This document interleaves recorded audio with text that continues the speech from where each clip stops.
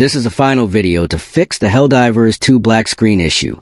Are you tired of launching the game only to see a blank screen? You are not alone. This problem happens because the game sometimes fails to connect properly with your graphics settings or Windows display settings. Many solutions on YouTube and social media are long, confusing, and hard to follow, leaving you frustrated. But today, I will share a secret, easy trick that works every time and gets you back into the game quickly.